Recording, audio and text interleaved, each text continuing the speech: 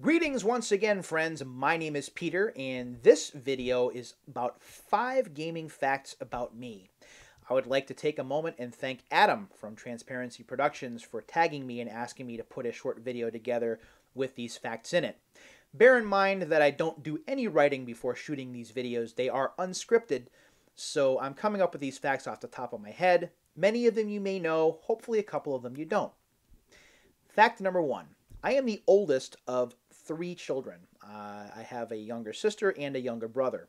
Grew up in a single parent household. My mom did a fantastic job with the resources she had, but we were a poor family growing up. So my exposure to video games was pretty limited. My maternal grandmother had an Atari 2600 that I got to spend some time on, and as I grew from preteen to teenage years, friends had Atari 2600s or NES systems that I got to play to get some exposure. But where I got a lot of my exposure and where my love of video games really grew through the 80s was in arcades. And that's a big reason why I consider arcade gaming so important and so special to me. I spent a lot of time in arcades as a kid in the 80s. It was my escape from home. My escape from how difficult life was. And I got to know a lot of the arcade operators. There were several games that I got really good at. And it was just, back then, the arcade scene was just great. I mean, you could go and you could leave your problems at the door. You could test your skills. You could invest yourself in stories. You could see your name on leaderboards. Just made me feel really good about myself at a time of my life when I really needed it. So when I talk about in my videos why arcade gamer, or I talk a lot about arcade games, that's why. Arcades really were instrumental to me into my video game knowledge through the 80s and are still, to this day, and will be until my dying day, one of the major reasons why I'm involved in and interested in video games today. Fact number 2. I am honored to still hold a record that is recognized by Twin Galaxies, in a game that very few people know, however. The game is called Mania Challenge. It is the sister coin-op to a wrestling game called Mat Mania from Taito. Mat Mania has a much larger roster of wrestlers in as one player only. Mania Challenge, you can play as 2 players, but the roster is cut in half. Basically, after you beat the 4th character, the game just repeats in a cycle and doesn't end until you lose. The record score that I have, which is over 1.25 million points, I set back in 2002 at Fun Spot up in New Hampshire, which I went to again last year. And the record still stands today, so that's pretty neat.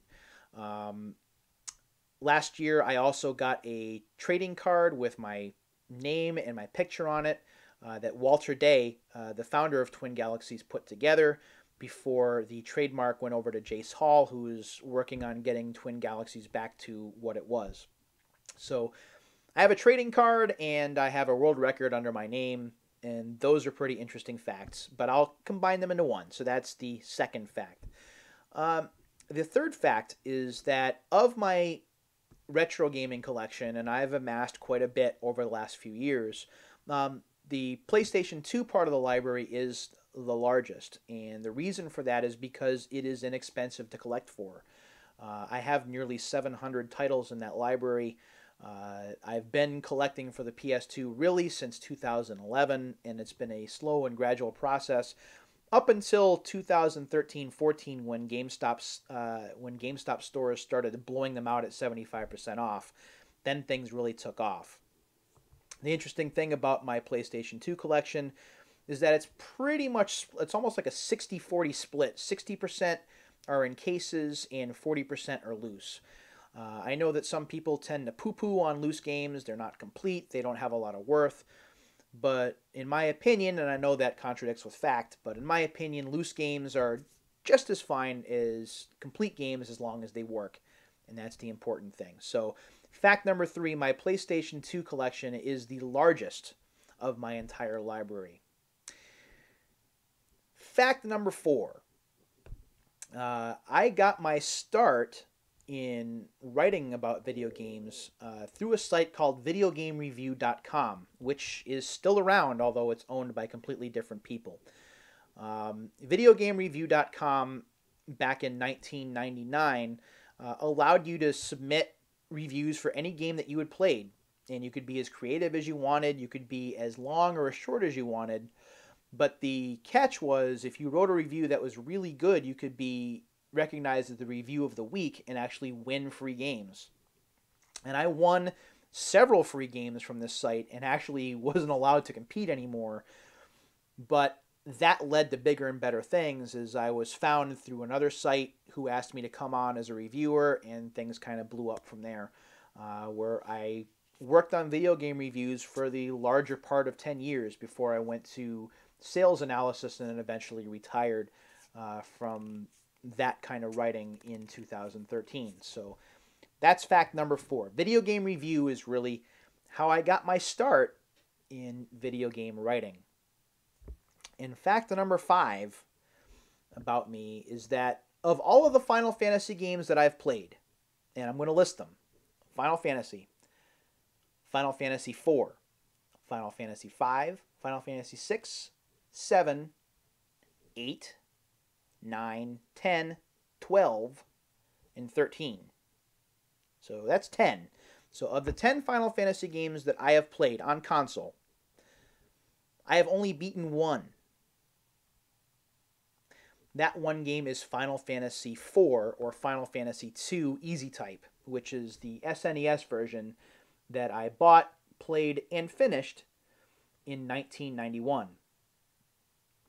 Final Fantasy II back then was the first RPG that I had ever played. I really didn't know much about them. Knowing my arcade background, I'm much more of a Twitch player. I'm much more of a more limited, the game lasts for 5, 10, 15 minutes and you're done kind of person. So playing a game that went on for hours and hours and hours was kind of a new concept for me. But I loved the story, I loved the characters, the music was fantastic, and I played it from start to finish. But that's the only one. Final Fantasy 6/3 was the next game that I had played, and I got, I think, to the Velt, and then I just started to lose interest. In fact, my girlfriend at the time got even further than I did, but she never finished the game either. Final Fantasy VII, I only got as far as the beginning of the second disc, and I lost interest there. Final Fantasy VIII, well, no, I'm not going to talk about Final Fantasy VIII because you don't want to hear it. But yeah, Final Fantasy 2/4, that is the only Final Fantasy game that I've played that I've actually played to completion. Now, I know I need to fix that. When I get some free time, I'll definitely do that. So those are 5 gaming facts about me. Again, thank you to Adam from Transparency Productions for the tag and the invite to make my own video. It gives me a great topic to shoot, and I hope that you guys enjoyed it. I don't really know enough people to tag to ask them to make videos like this, but in the comments below, go ahead and leave some. What are some gaming facts about you? You can name as many or as few as you'd like that I may not know. Why are you cool? What makes you cool? What makes video games special to you? What are your claims to fame? Feel free to share those. I'd love to read them. As always, thank you very much for watching my video this evening, today, whatever time it is, where you are. And I will see you on the next one. Until then, my friends, take care.